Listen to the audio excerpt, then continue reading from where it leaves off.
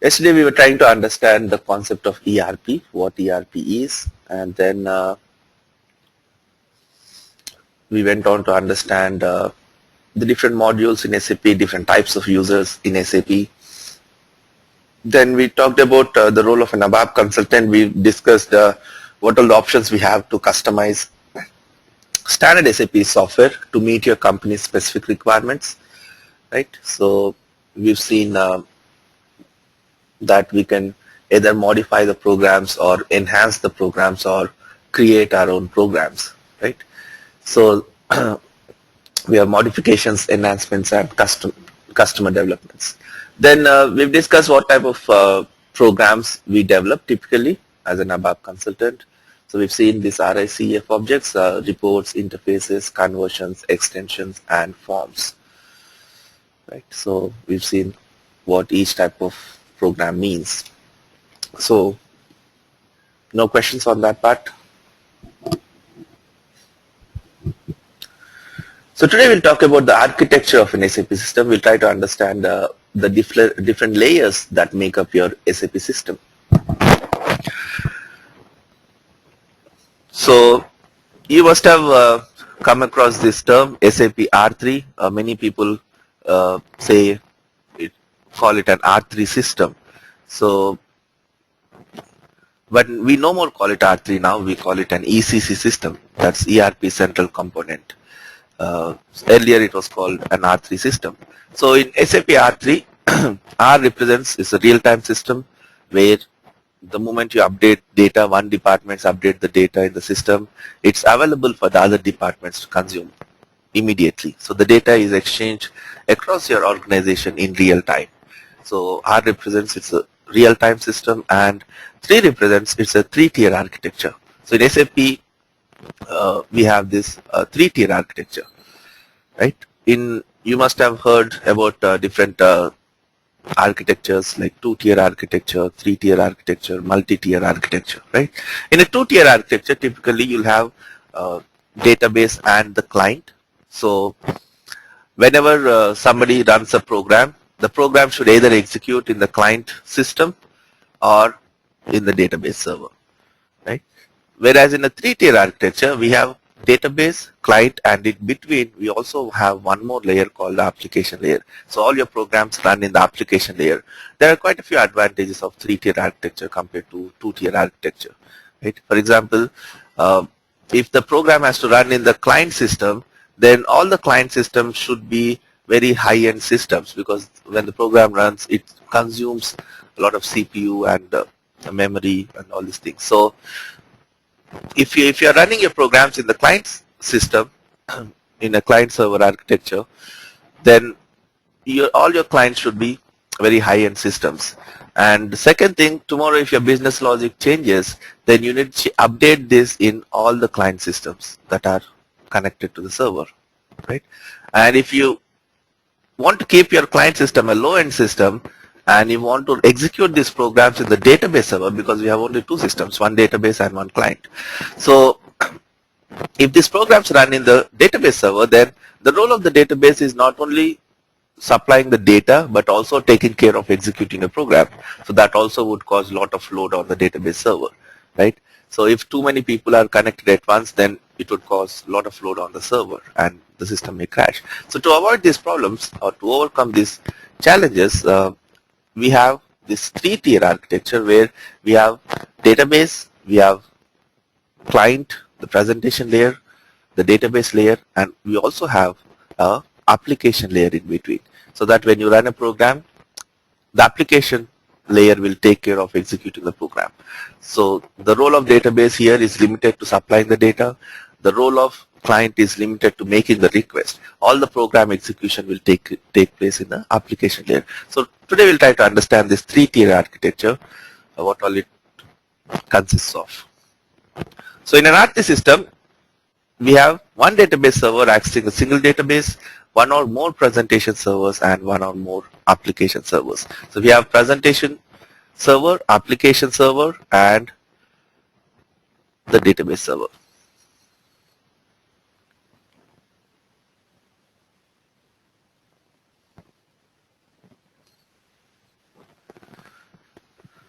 Then when you implement SAP in the company,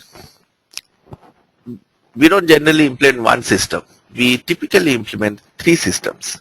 In any company, when they implement SAP, they would be implementing three systems. When I say system, all these three layers make up one system. The presentation layer, application layer, and the database layer. All these three layers make up one system. So why do we need three systems? So one system or database assigned to development, one system is assigned for testing, and one system is assigned for production.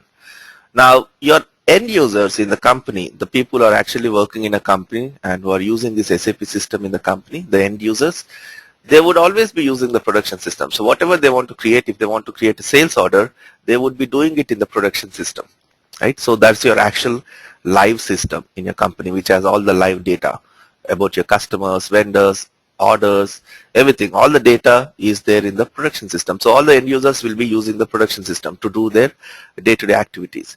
Now, while this end user is working on one application in the production system, and if he feels there's an issue with the application, and if you want to fix that application as an ABAP consultant, I cannot make changes to the program directly in the production system, right? So because you need to test your changes before confirming the changes, right? Your changes could affect something else.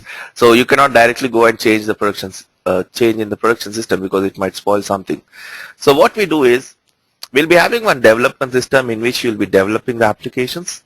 So once you develop the applications in your development system, we'll be moving that program to our quality system where you can test that application thoroughly. So you'll be testing your application, and if everything looks fine, then you'll be moving your changes to the production system where the end user can start using the program with the changes, right? So we never work in the production system directly, even though the end users will be using the production system to carry out their day-to-day activities. But if he requests any changes, we would first develop or make those changes in the development system and test it in the quality system. And if everything looks good, only then you'll be moving it to the production system.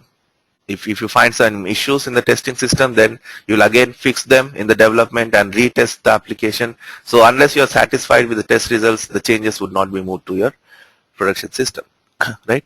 So I can understand you can't change something directly in the production system before you test your changes, because your changes could impact something else, right? So I can understand that you need a development system to develop your objects where you can make the necessary changes to the program. Then why do we need this testing system? Why can't I test in the development system itself? Why do we need a separate system for testing? Why can't I simply have one development system, one production system? So any changes the user asks, I can change it in the development system, test it in the development system itself, and then if everything looks good, I can move it to production system, right? So why do we need this testing system? Anyone would like to answer? I think it's not limited to SAP. Any software field, if you go in any technology, they follow the same pattern where they'll typically have three systems. The reason behind this is, in your development system, you'll never have the required test data to test your applications, because all the data, for example, let's say if Walmart is my customer, I'll maintain all the customer details directly in the production system. It's not necessary that you maintain that customer information in your development system. Since the production system is a live system, if you want to add a customer, you would add it to the production system directly. So if I'm developing something for, let's say I'm developing an invoice which is to be sent to the Walmart customer, then I need to test this invoice with the customer details, right? I need to give that details as the input and then take a printout of that invoice and see how it looks. So I need to test my applications with that particular customer details. But since the data about that customer won't be available in my development system, I cannot test my application with the real-time data, right? So what we do is we refresh this quality system every 1 month, every 6 months, depending on the company. So different companies have different time schedule to refresh. In our company, we do it every month. So in my testing system, I'll have at least 1 month old production data at any given point of time. So all the data of the production system will be copied to your testing system at regular intervals. So since my testing system has all the data that is there in the production system, it's an exact copy of the production system. So if something works in the testing system, it should definitely work in the production system. So that's why we develop in the development system and move our changes to the testing system so that you can test your applications with more real-time data. And if something works in the testing system, then it should definitely work in the production system because it's just a copy of your production system. So this is why this is a minimum configuration any company will have. They'll have one development system, one testing system, and one production system. In our company, we have 2 development systems, 2 testing systems, and 1 production system. So again, many companies can have different configuration. So every SAP system is based on a 3-layer client-server architecture comprising a presentation layer, an application layer, and a database layer. Right? So we have these 3 layers: the presentation layer, application layer, and the database layer. So we'll try to explore all these 3 layers in detail. So we have the presentation server here, the application server, and the database server. Now your presentation server can communicate with the application server, and the application server can communicate with the presentation server. The database server can communicate with the application server, and the application server can communicate with the database server. Your presentation server cannot communicate with the database server directly. That means you cannot connect to the database directly in the SAP system. So any request that you make should go through the application server. Okay, and in the database, we don't store all data in one table. We store data in multiple tables. For example, just give me a second. So for example, if you talk about the material data, some information about the material is stored in one table. The general data about the material is stored in this table MARA. Here you can find the general data about a material. So when you create a material, the general data about the material is stored in this MARA table. And the material and its description, just by looking at the material number, you may not be able to identify what material it is, right? So we maintain some descriptions for the material, and those descriptions are stored in this MAKT table. So material descriptions are stored in this table. Now we also store some plant related data for the material, which plants this material is used. So that plant related data is stored in a different table, MARC. So in this MARC table, we store the plant related data. Now the storage location data, plant to storage location relationship, that is stored in another table. So the data about the material is not available in a single table. It's available in multiple tables, right? But there is something common between all these tables, right? There's a relationship between all these tables. That's your material number. Don't worry about the tables I'm opening. Just try to understand the concept. So in SAP, we don't store all the data in a single database table. We store the data in multiple tables, and there would be some relationship between all these tables. And that relationship is maintained by your RDBMS. So RDBMS is, so the database is managed by the RDBMS, Relational Database Management System. Right? So all the relations, different tables and its relations are maintained by RDBMS. So here you can see we have the presentation layer where the user's workstations are. Then we have the application layer, and then we have the database layer. Right? So let's try to explore these 3 layers in detail. What is the presentation layer? It's a program named SAP GUI.exe installed on user's workstation. The presentation interface, SAP GUI, enables the users to interact with the SAP system and enter or display data. SAP GUI accepts inputs from the users and sends this request to the application server for processing. You can think of this presentation layer as a web browser. If you want to open a website, you need a web browser, right? The web, whatever you type in the web browser will take care of communicating that with the web server. So without a web browser, you cannot connect to a web server. The same way, to connect to an SAP system, to connect to this application server or open any applications, we need this presentation layer, the SAP GUI. So when I say you'll get server access for when you enroll for this training, all you'll need to do is install this presentation layer in your system. Install this SAP GUI. Once you install this SAP GUI, you'll be able to connect to the application server of the server. So, for example, to open a website, I would need this web browser, right? So, what is the role of this web browser in my system now? For example, if I'm searching for something, this web browser, is it compiling this? Is it doing anything here? When I give a search query and click on search, is the web browser processing this request? No, right? It's simply connecting to the Google server. Whatever information I type in this window is sent to the Google server. The Google server has processed this request and it has sent back some result to me. It has sent me all this information, right?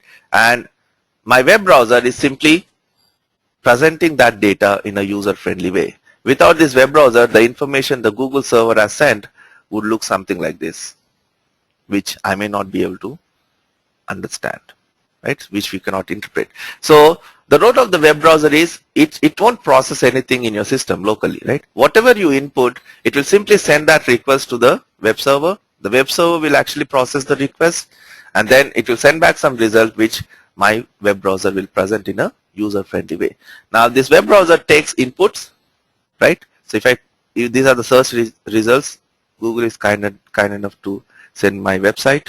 So if I click on this, now again my web browser is sending a request here, which this web server has processed and it has sent back some result which is presented to me. So this web browser takes inputs from the users, it reacts to the user clicks, right?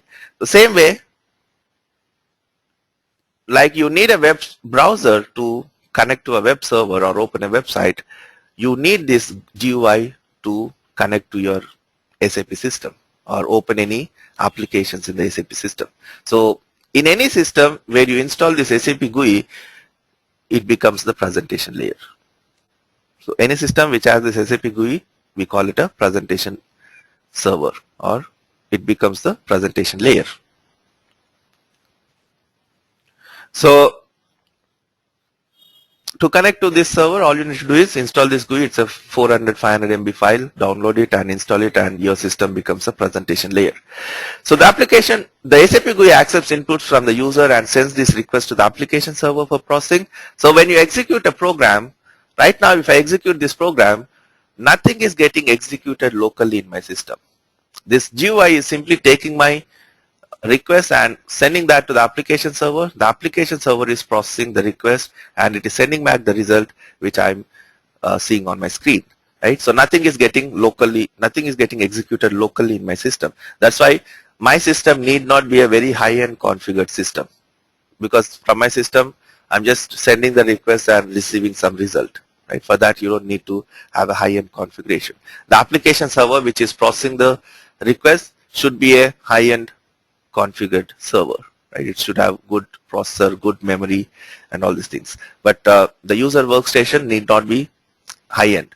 Any basic system is sufficient. So SAP GUI accepts inputs from the user and sends this request to the application server for processing. The application server sends the results back to the SAP GUI, which formats the output for display.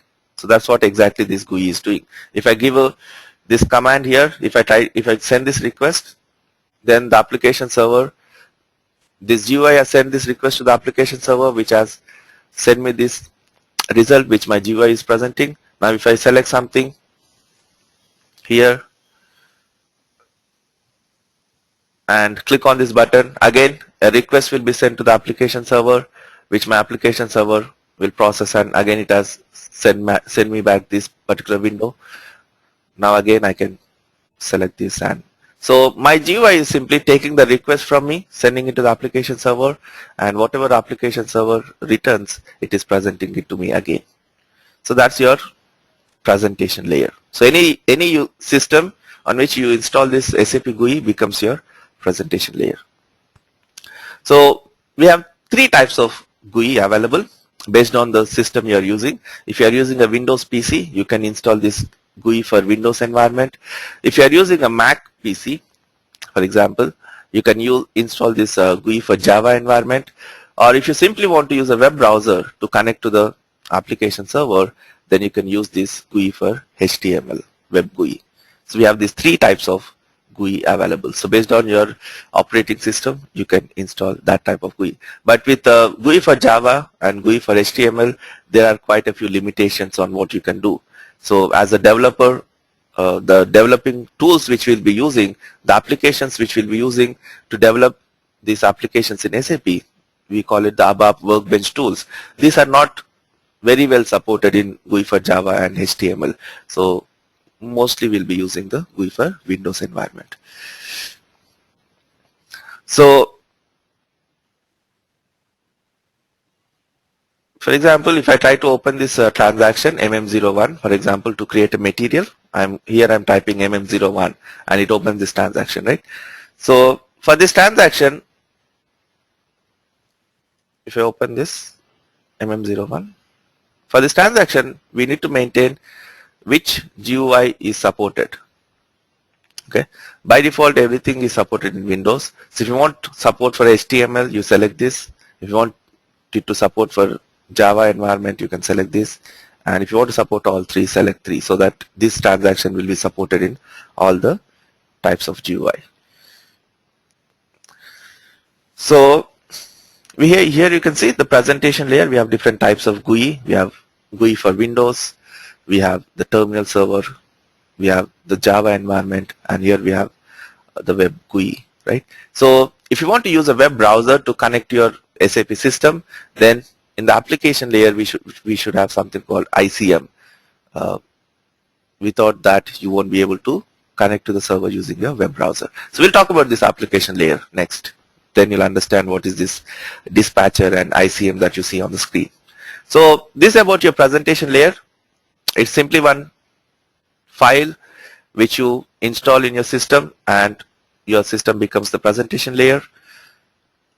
And we have different types of GUI available based on the operating system you have installed on your laptop or desktop. So application layer, this is important for you to understand application layer, because whatever programs you develop, when the user executes your program, the programs are executed in the application layer. They are not executed locally in the user's workstation. So all the programs run in the application server. So it's important that you understand what exactly happens in the application server, how your program is processed, so that you have a better understanding of when you develop your program, you have a better understanding what happens when the user clicks on any of the buttons that you are providing. So the application layer is where an ABAP program carries out its work. The application layer of an RT system is made up of application servers and the message server. So in the application layer, we have the application servers, and we also have something called a message server. Now what is this message server? For example, let's say right now in your company you have 100 users. So your user base is 100, and anyone who logs into the SAP system will be connected to this application server, right? So you have installed this SAP GUI in all the 100 workstations, and whichever user logs into the SAP system will be connected to the application server. Now this application server also has some limitation on how much load it can take, right, based on the hardware used in the application server. For example, if you have 4 GB memory in the application server, let's say it can take a load of 50 users at a time, because every user who's connecting to the application server or who's logged into the system occupies some memory in the application server. So this application server will also have a limitation on how much load it can take, right? So let's say you have one application server in your landscape and you have 100 users, so your one application server can take the load of 100 users, right? So all the users will be connected to this application server. Now tomorrow, if your user base increases, you have 100 more employees joining your company, but the current application server you have can take the load of only 100 users.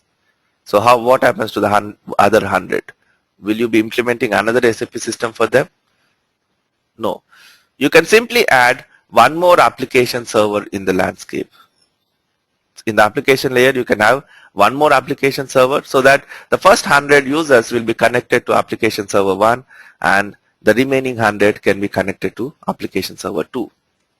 Here if you see, here we have 4 different application servers in the landscape. So based on your user base, if your user base increases, you can simply add one more application server to take care of that extra load, right? So when you have more than one application server, there should be a way for these application servers to communicate with each other, right? So for example, let's say I'm a user, I'm connected to, when I logged into the system, let's say in our landscape we have 2 application servers. I've logged into the system, so let's assume I'm connected to application server 1. In this application server, I'm trying to edit this document. So I've opened this invoice for editing to add a few more item details or to edit this document. Now, at the same time, if somebody else tries to open the same document for editing,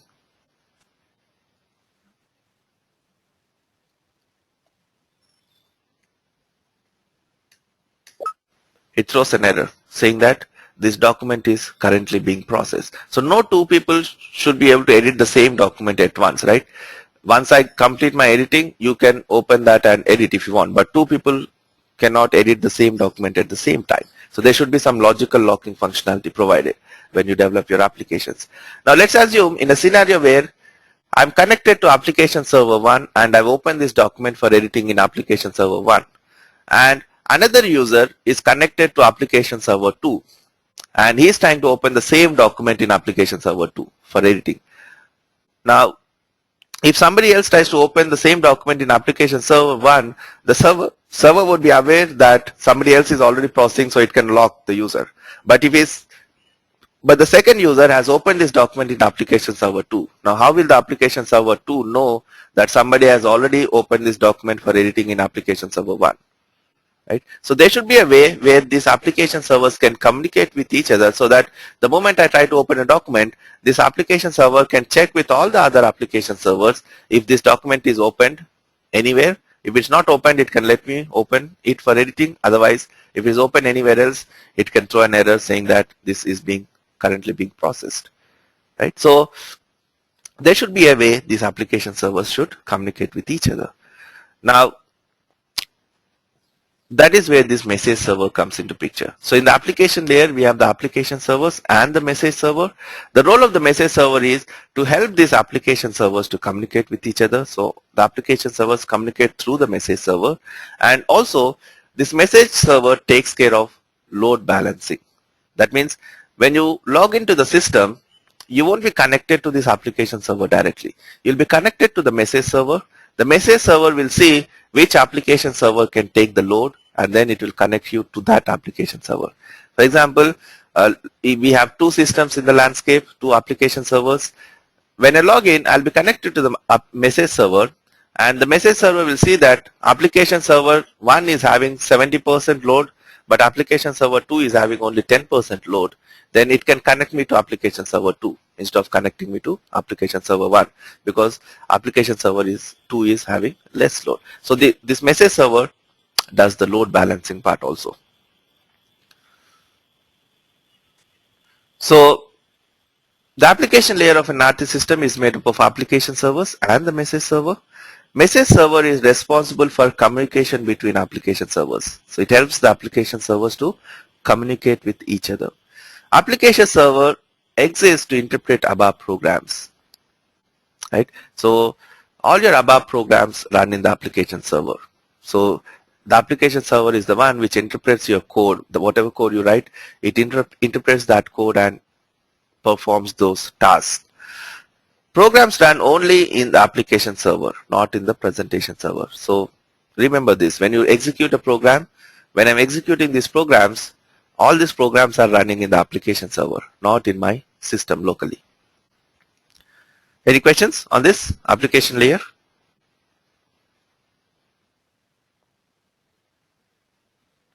Arjun?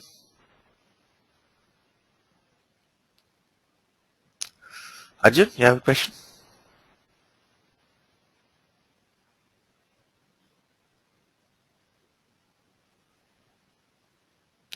Please type your question. I don't think your microphone is working. So anyone else has any questions? Please raise your hand and keep it raised. Ranish? Yes, I have a question. I mean, the presentation layer is client one or else our system? Sorry?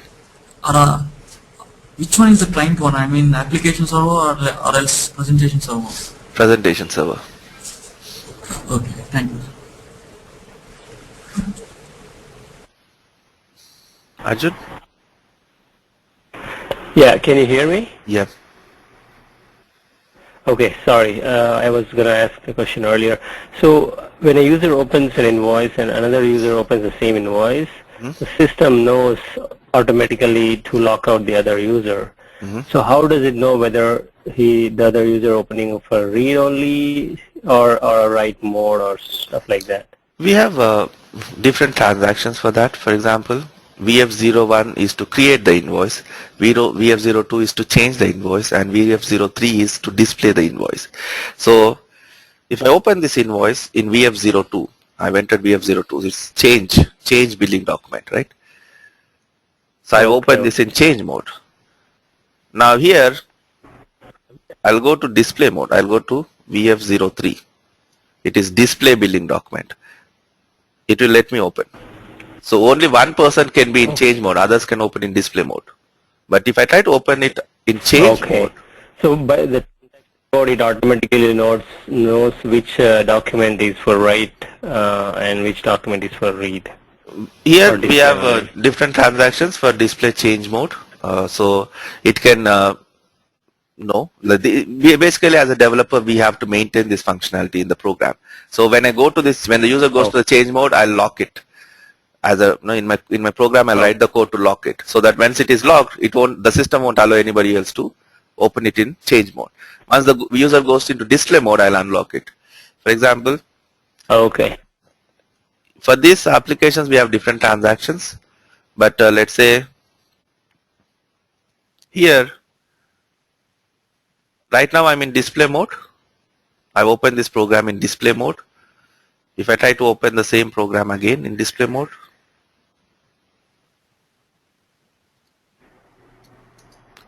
so two people can open this program code in display mode.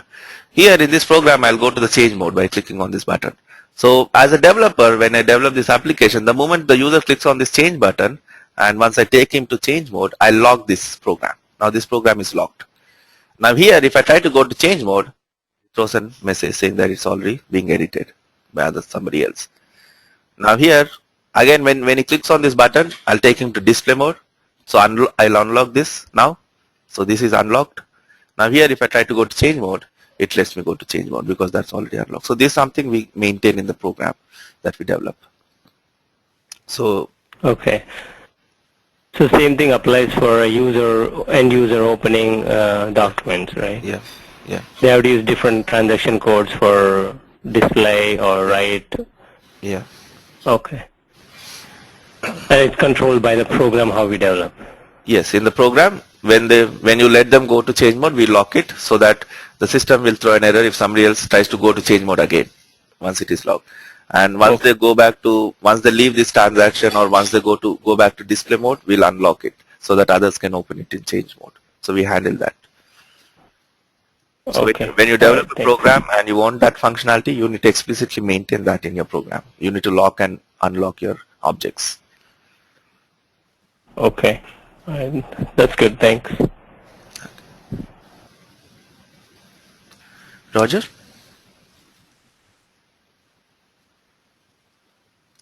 Larina, you have a question?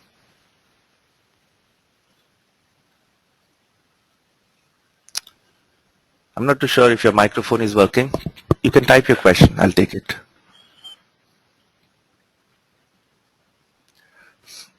So this is your NetWeaver application server. So you must have heard this term also, NetWeaver application server. So the application server we have in SAP, we call it a NetWeaver application server. It offers multi-level architecture, reliable and tested runtime environment for ABAP and Java programs.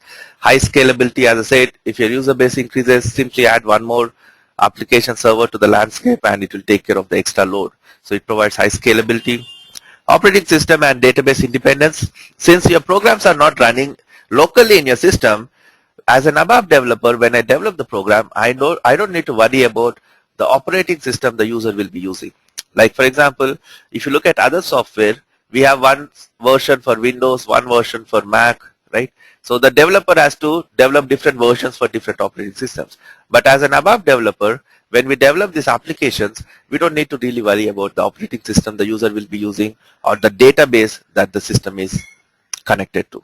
The application server will take care of that. So it makes your programs operating system and database independent. So I don't really need to know what the underlying database is for me to process the data in the database. So the application server will take care of that. The same way I don't need to worry about the operating system the user will be using when he runs my programs that I'm going to develop. Right. So a convenient development environment. It provides a very convenient development environment. So developing ABAP programs is very easy. Coding is pretty simple, plain English. Sometimes if you don't remember the syntax, type in English, it works. It's that simple and straightforward. And it's the 4th generation language, so a lot of things are automatically provided for you. One keyword will provide you a lot of functionality, right? Whereas in other programming language, maybe you have to write 100 lines of code to get one small functionality. But here in ABAP, you just use one keyword and it gives you a lot of functionality that you need. So programming, coding wise, is very simple, easy. The complexity lies in the business requirements. So if somebody tells you that I've developed a very complex ABAP program, the complexity is in the requirement, not in the coding. Coding wise, ABAP is very simple and easy. But understanding what exactly the user wants, providing him the functionality that he needs, there could be some complications there. But if somebody is talking about a complex ABAP program, then the complexity is always in the requirement, not in the coding. Coding wise, it's very simple and straightforward, right? So it supports various protocols like HTTP, RFC, highest security standards. So here you can see the presentation layer. We have the application layer. The application servers both ABAP and Java runtime environments. So you can develop your applications in Java also. It supports that. And we have the database layer, right? So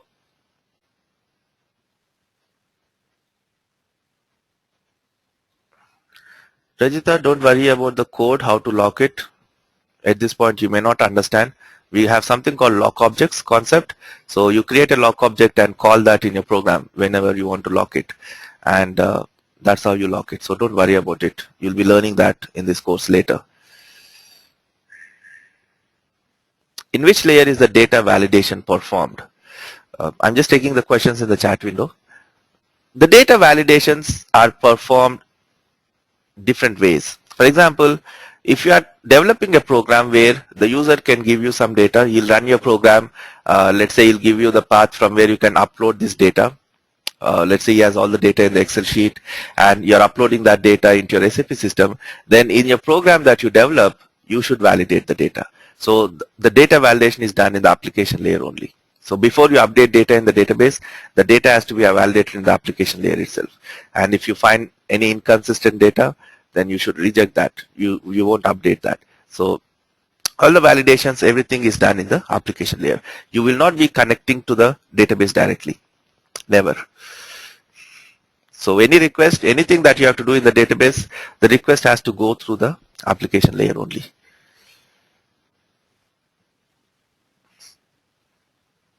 Okay. Can Java replace ABAP? No. In fact, we don't even use it actually. In enterprise, as I said yesterday, Java was used to develop web applications in enterprise portal, but now with ABAP WebDyn Pro, it uses the ABAP runtime environment only, not the Java runtime environment. So even the web applications are supported in ABAP, so we don't use Java. Even all the data that you save, only the ABAP applications will have access to that part of data. For example, when you create a database table to save some data,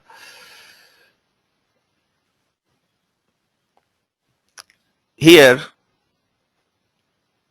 if I select write access only with Java, only then the Java application can write data to this table, right? So otherwise you need to trigger one ABAP program to write the data to that table. So Java is available, it supports, but we don't use it much. Jafar, you have a question? Jafar? Can you hear me? Yes. Yeah. When we do the development, we use ABAP Workbench. But for Java, which tool we will use? We have this developer studio which they'll be using. There's a different tool they'll install. For enterprise portal, we have this developer studio. So they'll use that, and then they'll be able to run it. Oh, okay. Thanks. So that's the basic of your application server, application layer basically. So in the application layer, we have the application servers and the message server, right? Now let's try to dig a bit more into this application server and try to understand what do we have in the application server. What exactly happens when you run a program? How is this application server processing your request? So application server consists of a dispatcher and multiple work process. The role of a dispatcher is to assign a request to a work process. So in the application server, you have something called a dispatcher and multiple work process. What exactly happens is when the user executes a program or makes a request, the request will be sent to this dispatcher. Now the dispatcher will see which work process is free to take this request, and it will assign that task to a work process. Now let's assume user 1 has made one request and that request is assigned to work process 1. Now work process 1 is processing his request. While work process 1 is processing the request, the user 2 has requested something. Now again the request will go to the dispatcher, and the dispatcher will see that work process 1 is already processing the request, so it will assign this to work process 2. So work process 2 will process this request. Now while work process 1 and 2 are processing the request, if user 1 or user 2 makes another request, then the dispatcher will assign it to work process 3 because 1 and 2 are already occupied. Now this work process will take the request, process it, send back the result, and it becomes free to take a new request. Now let's assume in meanwhile work process 1 has completed its request, send back the result to the user, and it's now free. So any new request comes, since work process is free, the dispatcher will assign that to work process 1. Right? So if work process 1 and 2 are occupied, then it will go to work process 3. But if work process 1 is free, it has completed its previous request and it has become free to take a new request, then the dispatcher will assign the new request to work process 1 again. Right? For example, just to demonstrate this, here you can see different work process, and here the status you can see running, waiting. Running status means it's processing the request. Waiting status means this work process is free to take a new request, right? So here the requests are assigned to a work process. Now let me make a request. Let me try to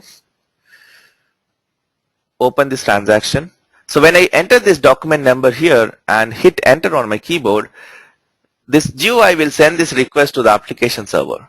Now based on the document number, the application server will process that and it has sent me this result back. But it processed the request so fast that I won't be able to show you that it's been assigned to a work process here. So it has processed and it has become waiting again.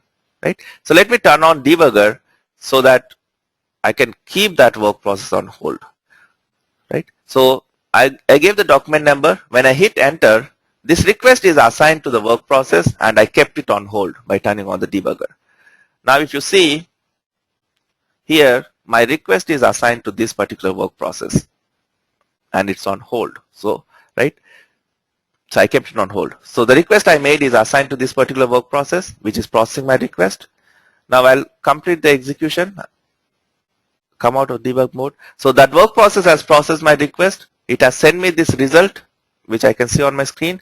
And if I refresh, it has become waiting status again. That means it can take a new request.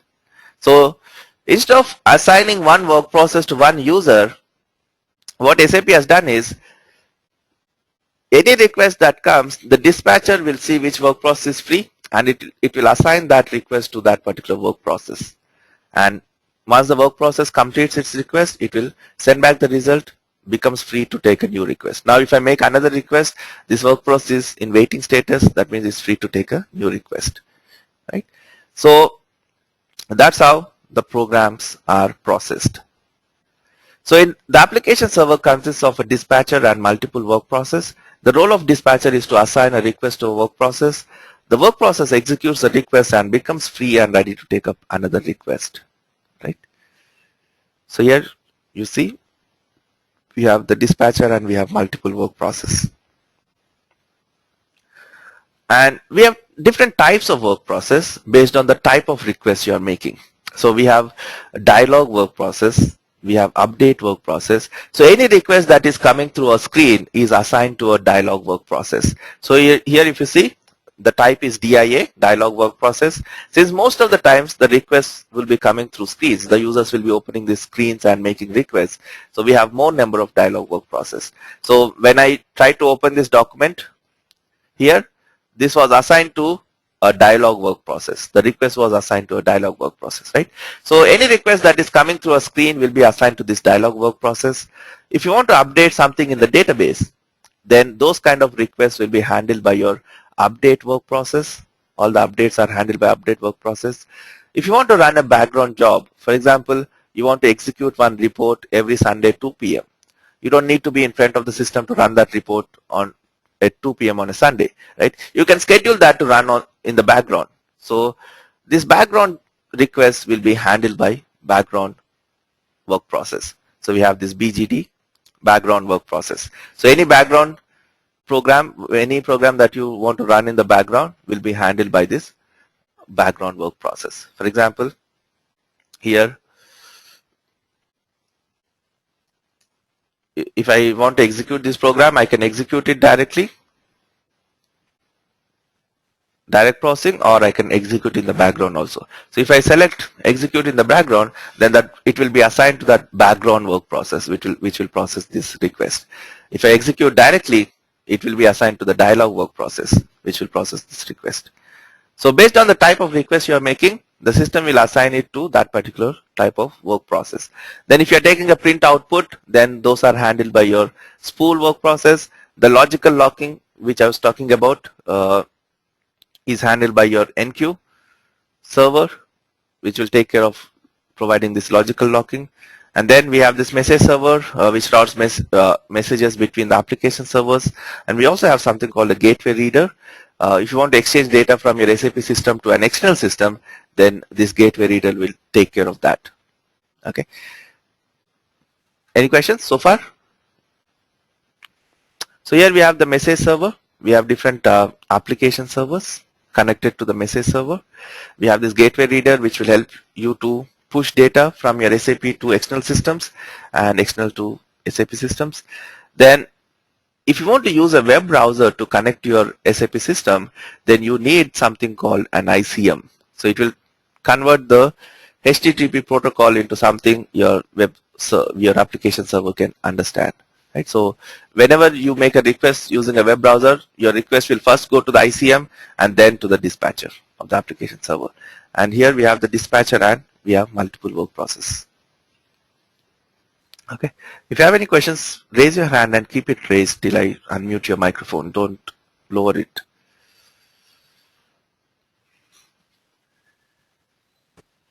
Ranesh? Yes, I have a question. I mean, where you have, what is the transaction code for work processor? I mean, in which work process it is working? There is any transaction code is there? SM50 is where you can see the overview of your work process. SM50, right? Okay, thank you. You don't need to worry about all that. So message server handles the communication between the distributed dispatchers, thereby enabling scalability of several parallel application servers. The gateway reader enables the communication between SAP systems and SAP to external systems. There is one per dispatcher. And the ICM, Internet Communication Manager, enables the communication with the SAP system using web protocols such as HTTP. Nagastri, you have a question? Yeah, you told me about creating multiple application servers, right? Means adding another application server to the landscape. Yes. So adding another means a system has one application server which has 40 GB of hardware capacity. So adding another application server means it will share the same 40 GB means in the same Another system computer. or in Another computer. Another Like instead of having one computer, you'll have two computers, two servers in the application layer, Okay. two separate Okay. servers. Okay. Yeah. Thank you. Okay.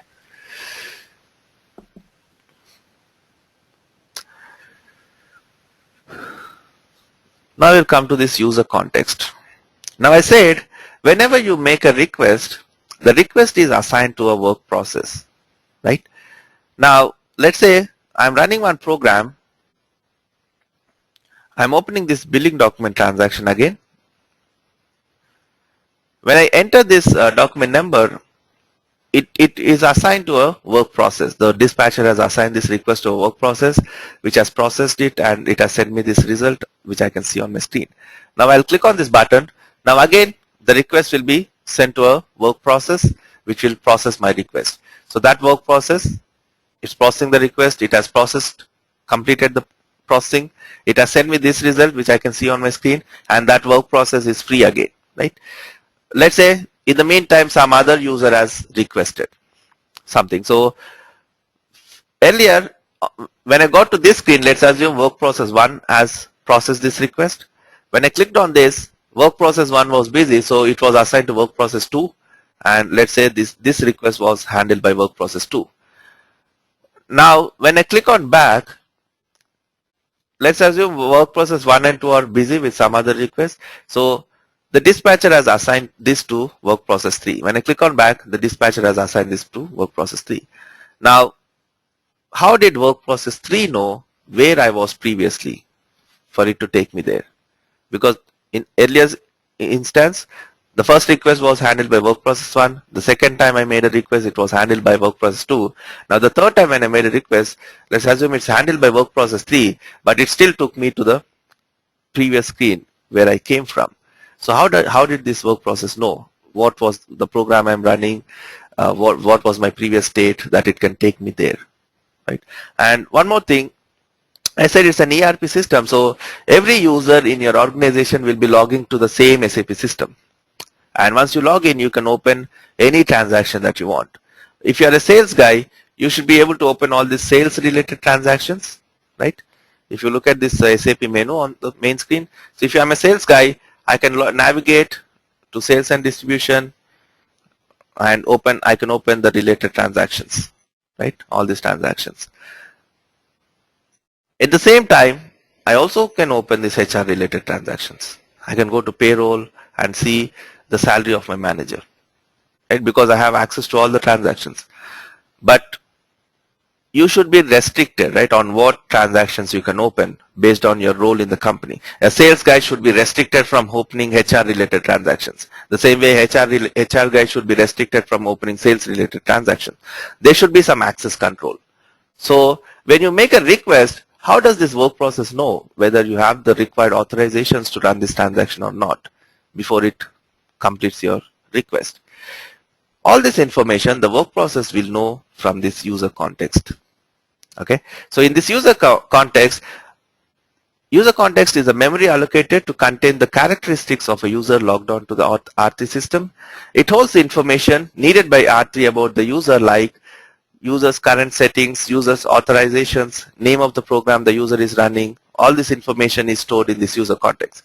So when you join a company, when they create a user ID for you, at the user ID level, they'll maintain the roles. What is your role in the company? What are your authorizations? All these are maintained at the user ID level, and this data is saved in the database.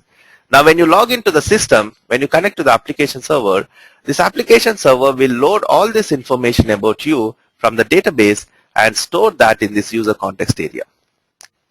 So in this user context area, it will save the information like what are your authorizations, what programs are you running currently, all this stuff. Now, when you make a request, before the work process can process your request, it will roll in your user context, apply that to your request. It will check whether you have the authorizations to run this transaction or not, and other information. It will apply that to your request, and once it sends back the result, it will roll out the user context. Now, another user makes the request, and if it is assigned to this work process 1 again, then it will roll in his user context and apply that to his request. And once the request is completed, once the result is sent back, it will roll out the user context. Right? So by this user context, the work process will know who's running the program, what was his previous state, before this, where was he in the program flow, what are his authorizations, what are his personal settings, all these things. For example,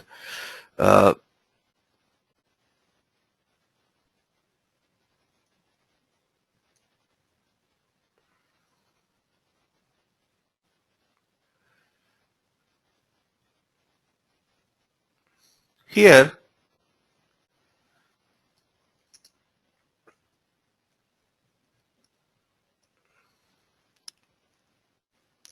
I'm just writing the date in the output, right? When I execute this, it prints this date in the output, and it's printing in a certain format, dd.mm.yyyy. Now, for my user settings, I maintain these dates. My default date format I've maintained as dd.mm.yyyy. So it is printing the date in my format. So how did the application server know what is my personal settings are, what are my personal settings are, for it to print the date in this format, right? So when I maintain this date format here, this information is stored in one table.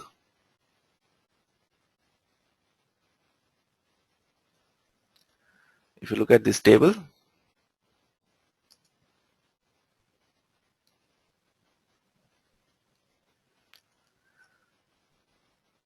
so when I save this, when I maintain my dates, personal settings here, that the information is saved in this table. So here if you see date format, here in this field it's 1. So when I logged into the system, the application server has loaded this information from this database table into the application server and stored it in that user context area. Now when I made a request, when I execute this program, the work process is rolling in that user context to my request, and before sending out the result, it has applied my personal settings to that result. So from the personal settings, it got to know that this is my date format. So it's showing me that date in my personal format, right? So by this user context area, the work process will know all this information about the user who's running the transaction. Now let's say I'll change my date format from ddmmyy to mmddyy. So I'm changing the format here. And if I save it, I've changed the format and saved it. So it says it's saved. And if I look at this database table, this date format currently it's 1. If I refresh, it has changed to 2. So my date format, I've changed it from 1 to 2. So now when I run this program, what should happen? It should display the date in my new format. But it's still showing my date in the old format. Why? Any guess? Why is it still showing the date in the old format, not in the new format? I've changed my date format in my personal settings. It's updated in the database also. I could verify that. So here you could see it's updated in the database, the change. But why is my program still showing the date in my old format? Ravi? It's using the still the same processor. The first one, whatever the service it is using, it's using same service. Mm-hmm. The work process is already have your information. It's not taking. It has the old work process information. Mm-hmm. Not work process, but when you log into the SAP system, that is when your user context is loaded into this. Your data is loaded into this user context, right? So when I logged into the system, whatever data was stored in the database about my date format was loaded into this user context. Now, the work process is accessing that data from the user context. It's not hitting the database to get the data about your date format. It's already stored in this user context, so it's simply accessing that data from this user context. Now, this data will remain in this user context about you as long as you're logged into the system. Now, for me to refresh this user context, I have to log off. When I log off from the system, this user context is cleared off, and when I log in again, it will load this user context again from the database. So that's when my new format will be loaded. Till that time, since the work process is accessing the data that is already loaded to the application server, it's still having that old data. But here, by changing the date format, I've changed it in the database, not in the application server. I've changed this in the database, but my application server is still having the old data because it was loaded when I previously logged into the system. Right? So my work process is still using that old data. So for me to refresh this user context, I have to log off from the system and log in again. Then my user context will be refreshed. Okay.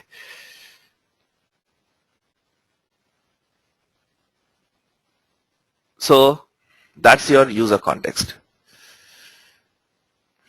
Okay. So it stores all this information about the user. So this is your application layer. In the application server, we have the dispatcher, we have multiple work process, and anytime you make a request, the request will go to the dispatcher, it will be assigned to a work process. The work process will process the request and send back the result, and it becomes free to take a new request. And every time it processes a request, based on the user who's making that request, it will roll in his user context and apply that to the request. And once the request is completed, it will roll out the user context.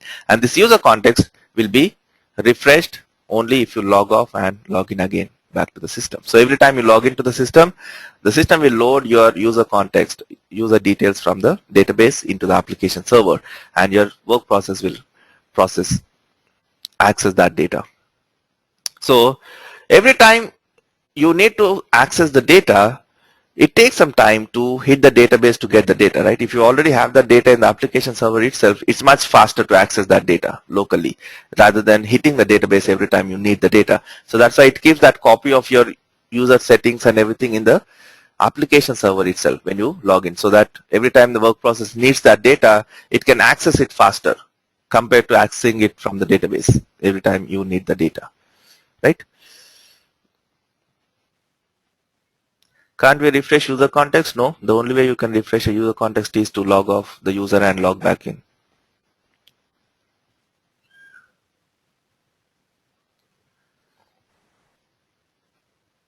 So that's about your application server. Any questions on that application server?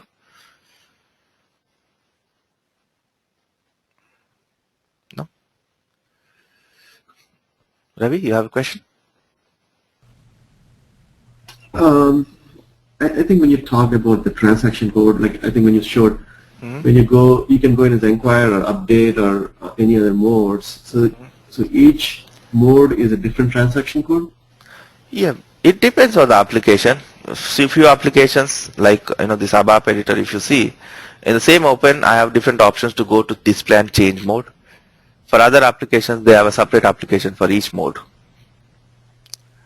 So you're showing that you logged in as it was in a view mode or inquiry mode, and another time it was an update mode. So you used the same transaction code or different transaction code? Different transaction code. In SAP, any transaction, if you see, 01 is for create, 02 is for change, 03 is for display.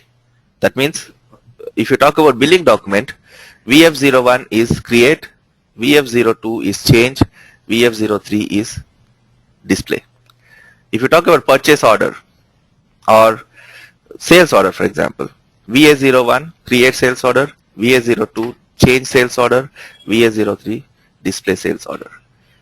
ME21 you have 1 again, create, ME22 2 is for change, ME23 display. So these are naming convention SAP follows for their transactions.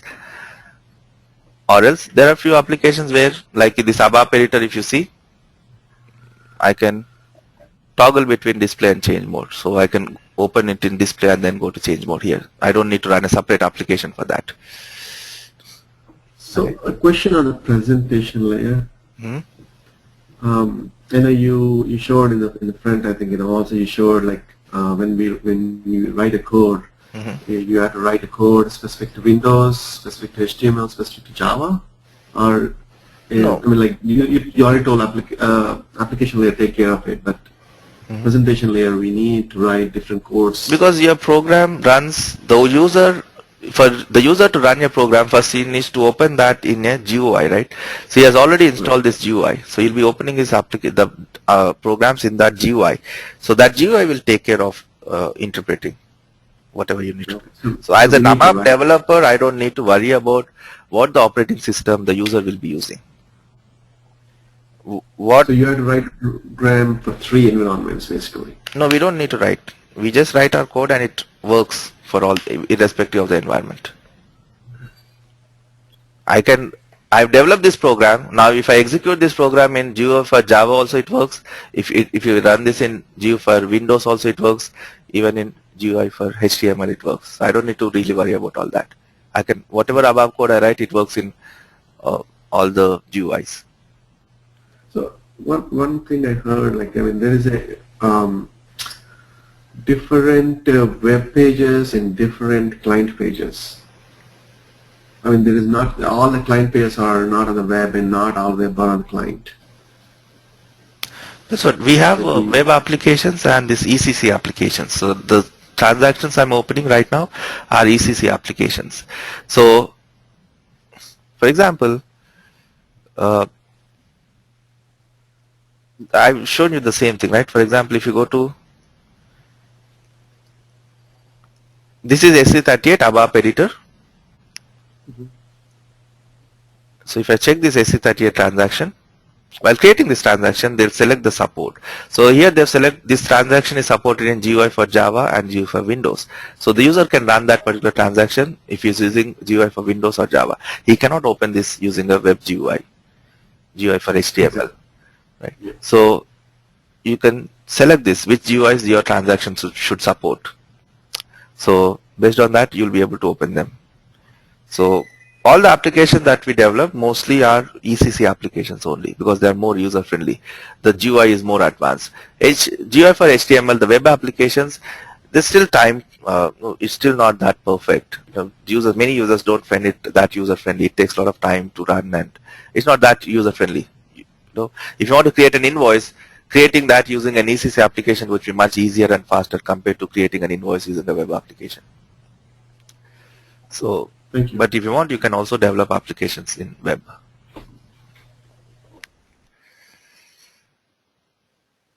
Okay. So now coming to the database layer. So we've discussed about the presentation layer. We have discussed about the application layer. Now the database layer, each SAP system has a central database in which the entire data set is stored.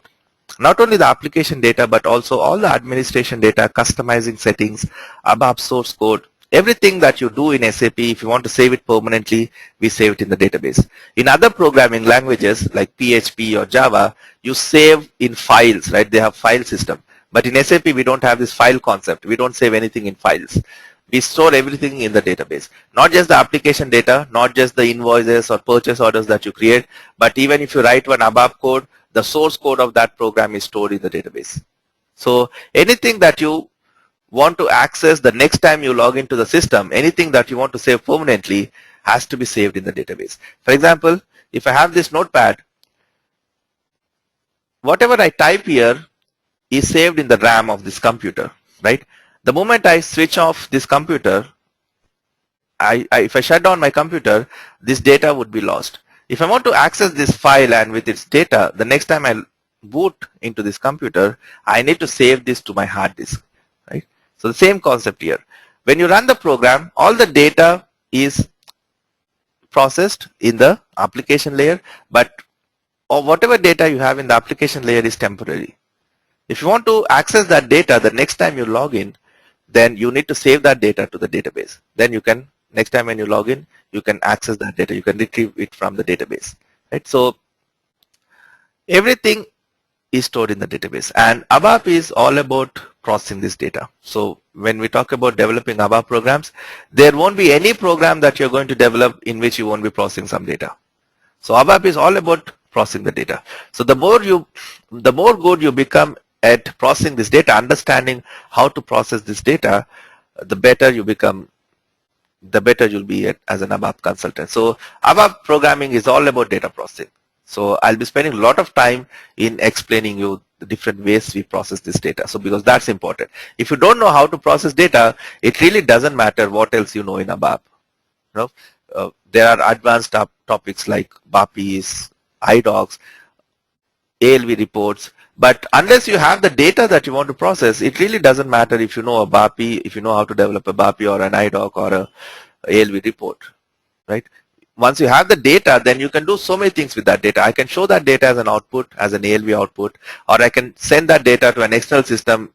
I can create an IDOC for that, or I can pass this to an external application as a BAPI, right? So you can do so many things with that data, but if you don't know how to get that data that you want, then it really doesn't matter what else you know in ABAP.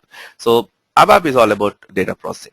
Now, as I shown you earlier, that when we save this data in a database table, not all data is stored in a single table, right? We've seen with that material, some information about the material is stored in some table, some other information is stored in some other tables, right? So, but there is some relationship between all these tables.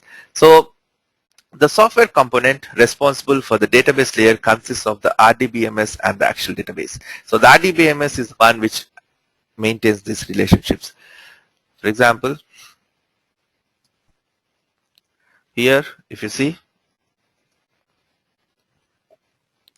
if I click on this graphic, these are all the related tables for this Mara table.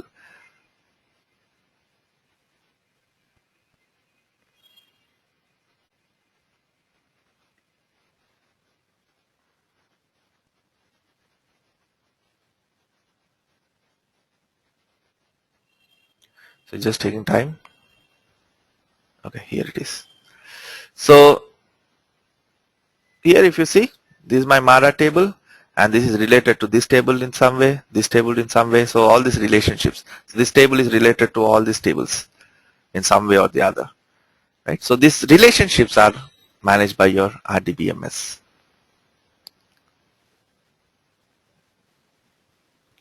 So here you have the presentation layer, different GUIs, different users connecting to the dispatcher, and we have different work process, and we have the database level where you have all the data. So when you run a program, the program will be running in the application server, and if your program needs some data, then the application server will connect to this database, get that data from the database into the application server, and then it will continue processing that program. So it will communicate with the database only when it needs the data, right? So for example, if you want me to quickly create one program and show you,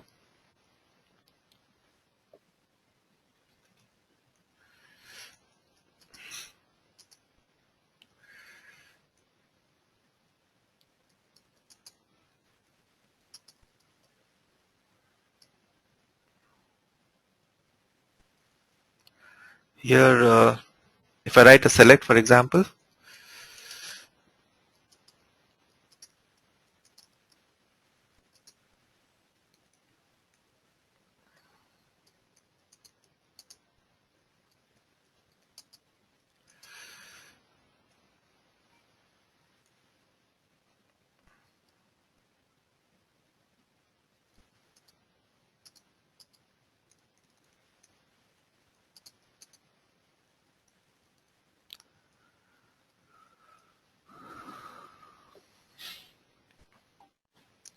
here if you see, I'll give a breakpoint.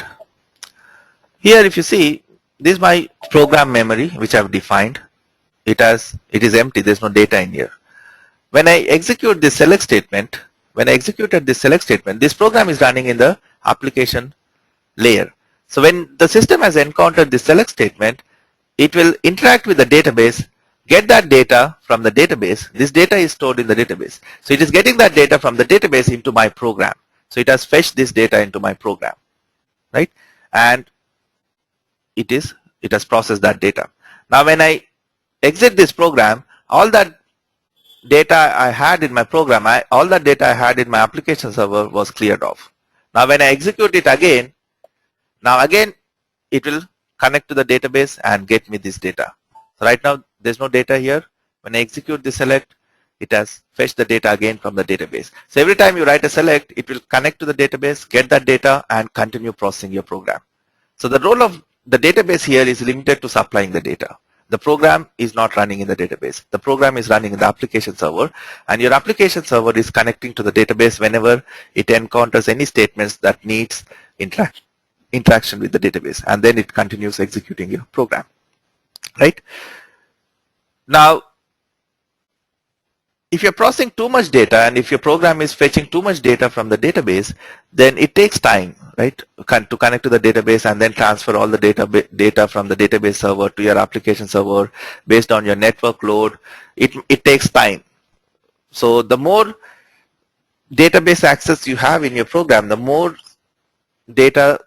number of times you try to get the data from the database or process data from the database, or the more interactions you have with the database in your program, the more time it takes to execute, right? Because every time for the application server to connect and then get the data from the database, it takes time. So we have something called buffer here. In the application server, you see something called buffer. What is this buffer? Any data that you feel is processed very frequently or accessed very frequently but rarely changed, that data you can keep a copy in the application server itself. So you can keep a copy of that data in the application server itself so that you don't need to hit the database every time you need that data. You can access it locally in the application server itself. So that will speed up your program processing. So right now, when I execute this select statement, if this data is available in the application server itself, my application server need not connect to the database to get me this data, right? It can fetch this data from the application server itself, and that will speed up the processing. So buffer helps to speed up the processing of user requests, data that is often read but seldom changed. That's important, because as we've seen with the user context, if you have buffered some data in the application server and if that data is changed in the database, then your programs would be accessing the old data that is there in the application server. It won't be accessing the updated data from the database. So we only buffer those tables in which you feel the data is not changed very frequently. If you have a table in which you're changing data every half an hour, every 1 hour, it's changing very frequently, we don't buffer that data. Okay, so buffer helps to speed up the processing of user requests. Data that is often read but seldom changed, customizing data, currencies, company codes, can be kept as a copy of the database content in the shared memory of the application server. Here you'll be able to see this. Here, this is my work process. If you look at the work process diagram here, in the work process, I've divided it further into something called screen processor, ABAP interpreter, database interface. So in your work process, you have these three, screen processor, ABAP interpreter, and database interface. So your ABAP interpreter will actually interpret the ABAP code that you write. And when it encounters any statement that needs interaction with the database, it will pass on this control to the database interface, which will take care of communicating with the database and getting you the data that you need, right? So here, when this ABAP interpreter has encountered this select statement, it has passed this control to database interface. The database interface is checking if this data is available in the local buffer. If it is available, it will fetch you from the local buffer itself. If it's not available, then it is converting my OpenSQL statements to the native SQL statements native to the database, and then it will get me the data. So the database interface will take care of this for me. So that's why I said my programs are database independent. When I write my SQL statement, I don't really need to worry about what the underlying database is. My SQL statement, I write only OpenSQL statements, and it will work irrespective of the database. My database interface will take care of converting that to a native SQL statement, native to the database. For example, if you have Oracle database in your development environment, and let's say you have SQL database in your production environment, then the select statement would be different for a Oracle database, how you write it, and it would be different for SQL database, right? But in my ABAP program, I'll just write this OpenSQL statement, and when I run this program in my development system, my database interface will convert that to native SQL statement native to Oracle database, because in my development system it's Oracle database, and get the data.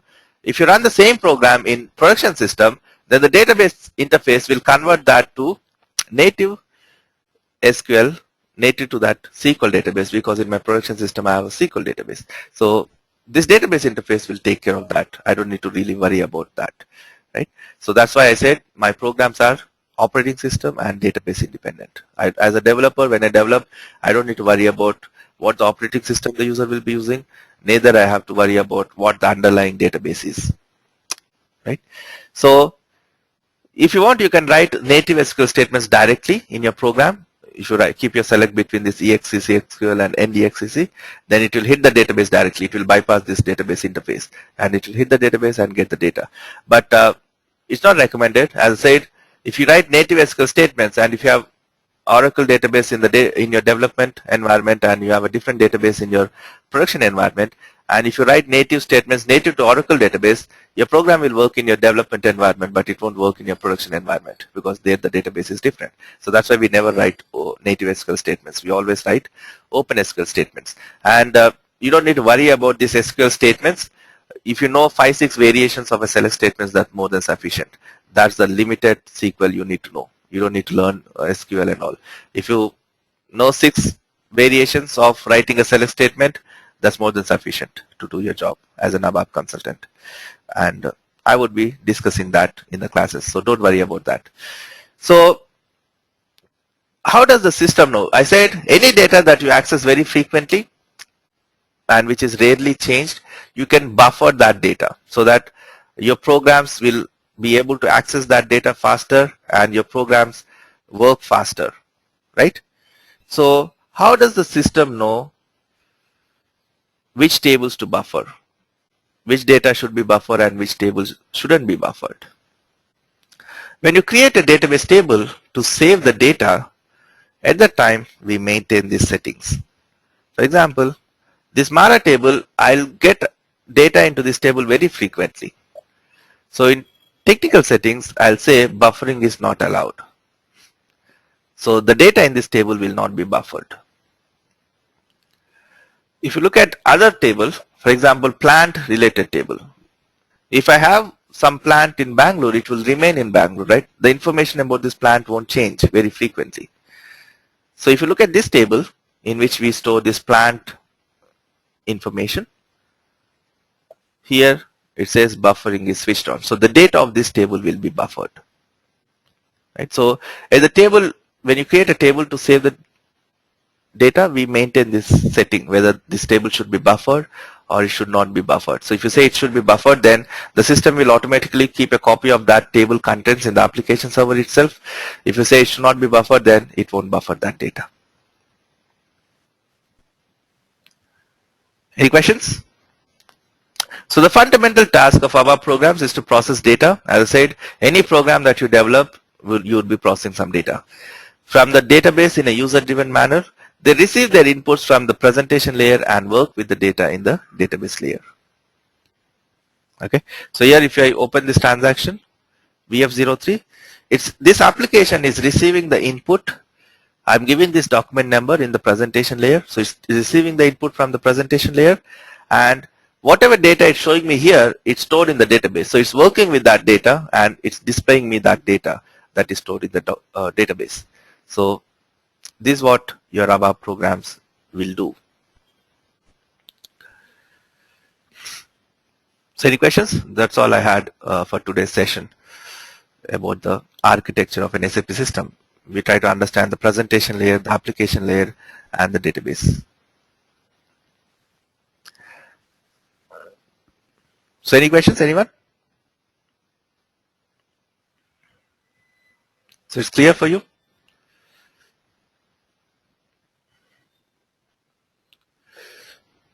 So this is all like good to have information that you understand what's happening when you do something in the SAP system. And as we move on in this course, I'll be talking more about the system, what's happening, how to debug and all this, so you'll have a better understanding of things when you develop your programs.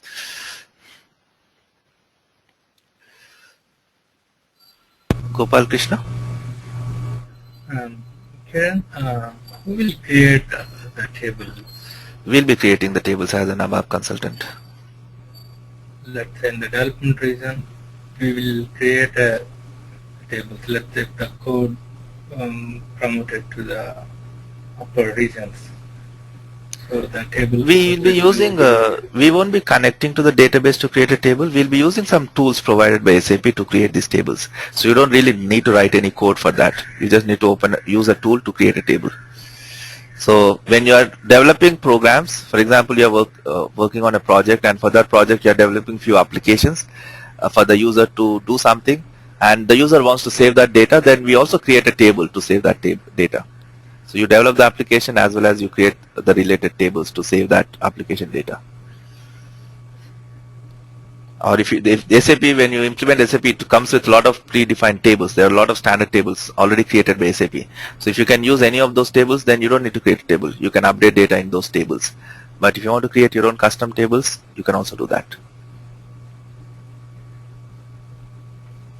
If that is the case, how the data, obviously for existing project there will be a data model, right? So how, let's say, if I create any one of the table without knowing a data model, how No, this but you table wouldn't will be you wouldn't be creating any table randomly. You would be creating only if it is required. For example, you already have an application and the developer who has developed that application is already updating data in one table, then you can update your data in the same table. You don't need to create a new table. But you're looking at some extra functionality. Yeah, based on the requirement, if you feel that there's a need for another table, then you update that. So in the program code, you make the necessary changes in the code to update data in your table. So when the program runs, it updates some data in the original table, some other data in your new table. So the data in the tables would be updated by the programs that you are developing.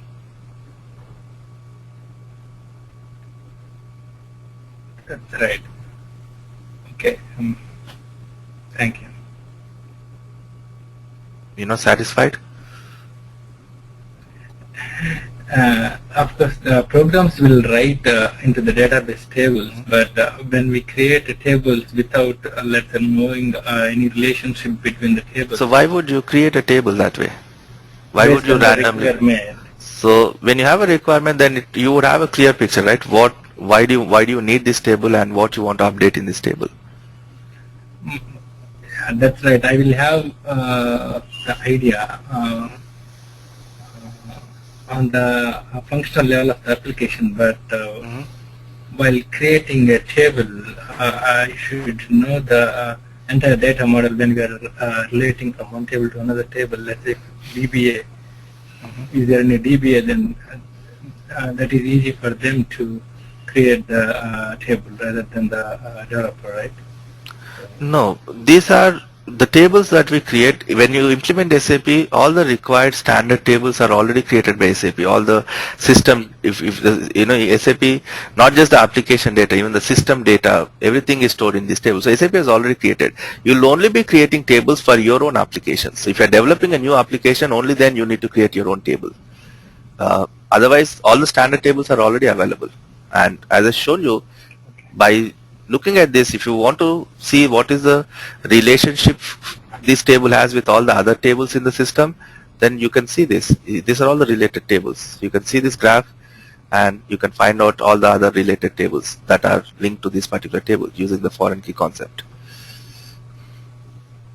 Okay. When the only situation where you create your table would be, you need that table to save your application data. The standard SAP applications, the standard SAP tables are already there. So we don't need to create anything for them. They're already created and the data is already updated, gets updated there.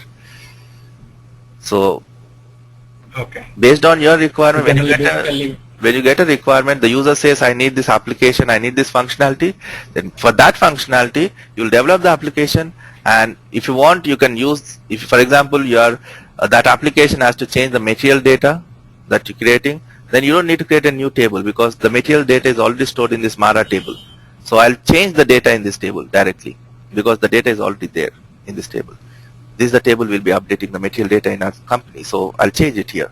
But if the user says, please store, I want to print some tags, So if for every tag, please save that data about the tag in a table. Then I'll create one custom table and save that tag related information in that table, which this application can access. So based on your requirement, you decide whether you need a table or you don't need a table. Okay. Database consultant cannot decide that, because it's purely on the functional requirement that we decide whether what tables you need and what should be the relationship between all these tables. For example, recently I worked on one project where we developed a completely web application for our innovation department to create specifications.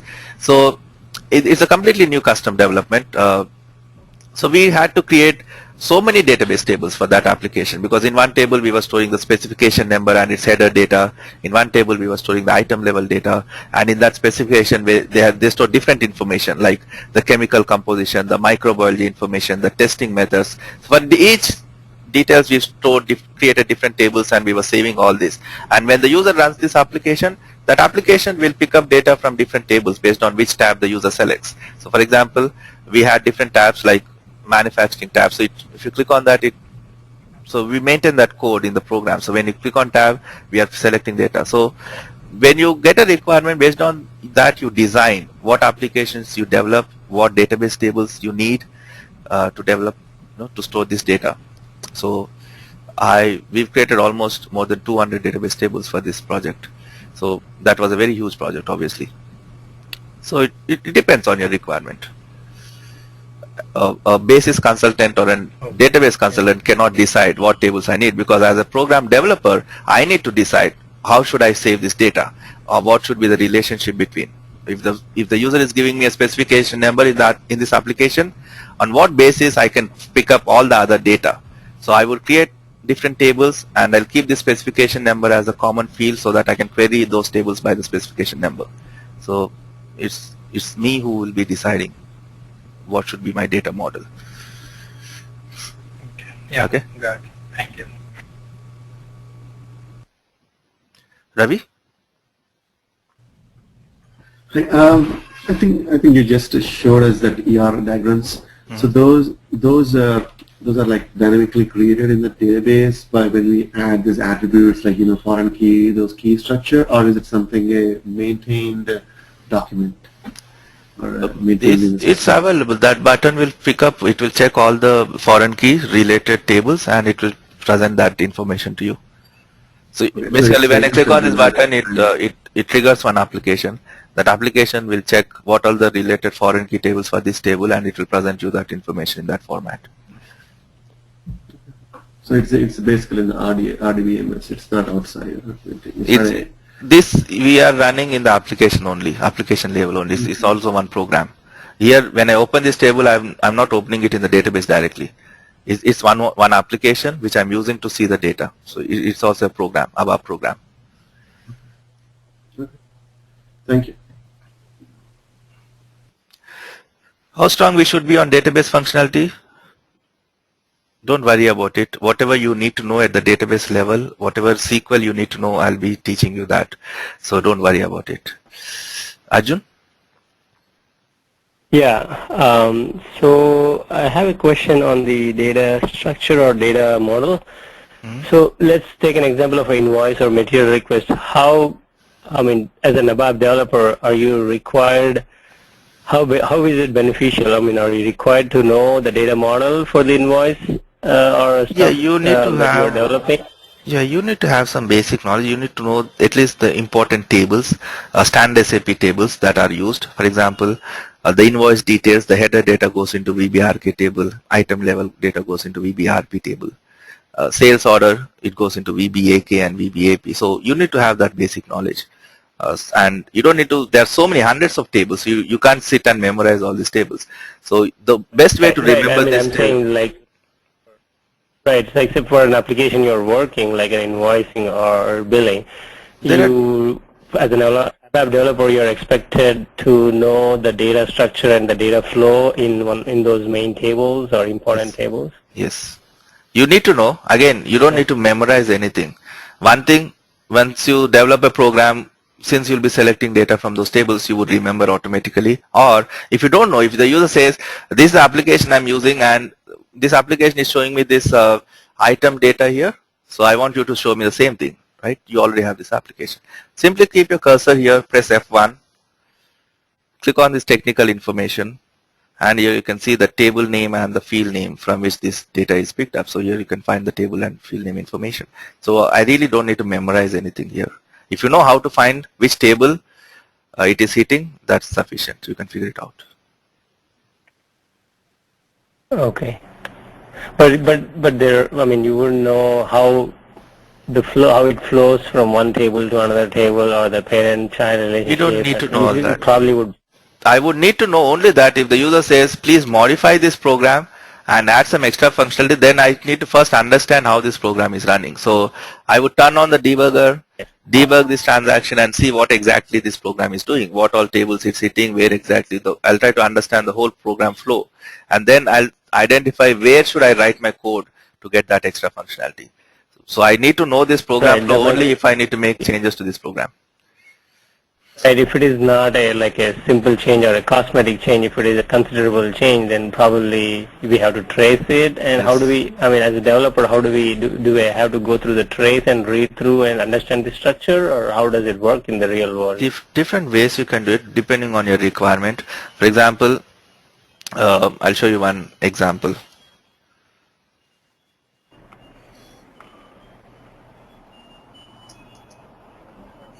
This is a standard SAP application. It's about BOM, Bill of Materials. Now, this is a recent requirement I worked on. Now, this is a standard SAP transaction where it is showing me this information, and my user wanted some extra information in the output. Right? He wanted few more columns in the output. So, for that, I need to identify which part of code is responsible for printing the output. Right here, if you can debug. The best way is to debug. So I can debug and see which part of code is actually responsible for printing that output. And once I identify that, whatever extra data he wants me to show, I'll select that data and I'll make the necessary changes to the code so that it shows that extra fields data also in the output. So you debug. Now if you want to trace, you can also trace. I can run this program, I can turn on the trace, run this program, and it will list me all the database tables that are being hit by this program. So that also is possible. So it totally depends on your requirement. But either we go through the code to understand what they are handling where, or if you don't understand by looking at the code, if there are too many if conditions and you want to see, only when you debug you'll see which one of them is satisfied. So you can debug and also figure out. Okay. So what method do we use if we are debugging? Like, do we have a choice when to run it in a debug mode or when to look at the trace? Do we evaluate in a certain way? There are two different things. There's no hard and fast rule that this is how you do it. It totally depends on your requirement. For example, here my user is saying change something in the output, so I don't need to look at the trace. I don't need to know which tables they are hitting. They want me to show some information from a certain table here. So I know the table I need to write the selector to get the data from. All I need to find out is where is the code in which they are showing this output. So in that code they are showing only 5 columns. I need to add my 6th and 7th column to that code. So for that I don't need to look at the trace, right? I need to look at the code, identify the code which is responsible for printing this output. Right? So if your requirement is looking at the database, sorry? When would you go to take a look at the trace? We will go to look at the trace when you need to optimize the programs. When your program is taking too much time to run and the user says please improve the performance of the program, at that time we'll run the trace to see how much time each table is taking, how much time my program is spending in hitting each table, so that I can identify which are the tables which are taking a lot of time to retrieve, and then based on that I can optimize those tables. So I can, different ways I can optimize. So we use this trace for performance related improvements, not to understand which tables this particular program is hitting, because it would be hitting a lot of standard other tables also, some system tables also. So you can't really understand them. So debugging is the best option, or when you look at the code also you'll understand what exactly this program is doing. Okay. So I mean, my question is more like, let's say when you are clicking a button or hitting a save, the program might be doing a lot of things depending on the requirement or how it's developed. Mhm. So would it be, how would a web developer, if he wants to know how the implementation flows through or how that application or the small program works, would he normally debug or would he Yeah, we normally debug. just read the? We debug. For example, if I double click on this here, it takes me to this another screen here. I'm getting another screen. Now, if I want to know what is happening when I double click, I can enter /h here. It will turn on the debugger. Now I'll double click. So here I can debug and see what all the program that is getting Okay. triggered. So this is how I'll identify what's happening between that screen and this screen. Okay. Okay. So any more questions, anyone? We are running out of time. So that's all I have today. If you have any questions, you can reach out to me. I think you have my email address, my phone number, and my website. So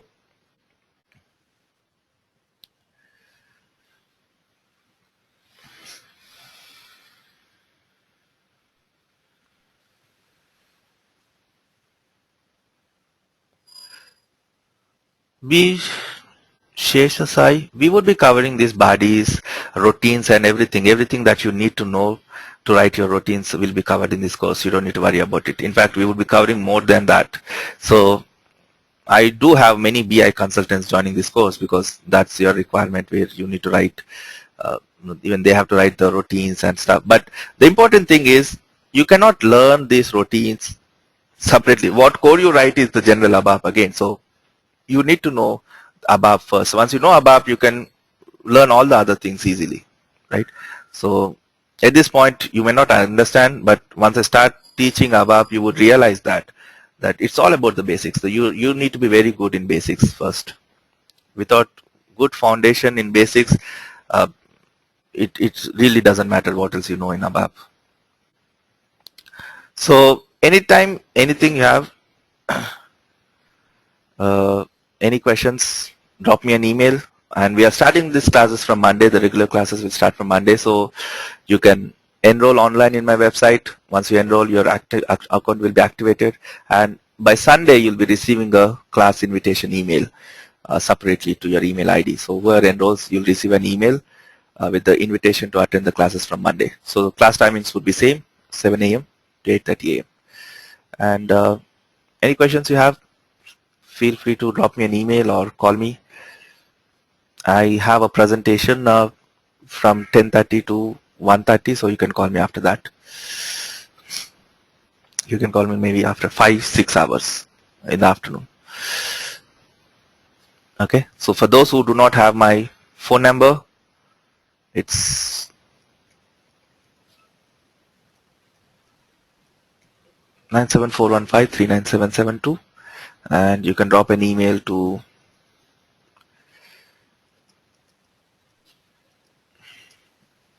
and imuslearn.co.in is my website. So you can find pretty much all the information that you need to know about this training in the website itself. So I'd appreciate if you can spend some time in going through that. Okay, so I'm stopping the recording. And once you enroll, these recordings would be shared in my website. You need to watch them online. Just for the demo class, I'll be mailing them separately.